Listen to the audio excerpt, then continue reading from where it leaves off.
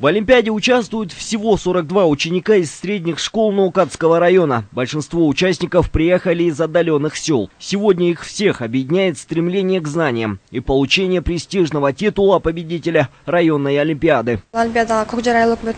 Я приехала из Кокджара. Отбор прошли 3 ученика. Сегодня мы пишем эссе на свободные темы. Все выкладываются по полной и у всех равные шансы. Мы надеемся, что это пробудит интерес у учащихся к знаниям. Мы перед собой поставили задачу улучшить орфографию, грамматику у учеников сельских школ. Я один из путей к этому — участие в таких олимпиадах. Сюда попасть может каждый, если будет хорошо учиться. Победителей стимулирует и возможность получить ценные призы. Ноутбук участнику, компьютер школе, а 5000 сомов классному руководителю.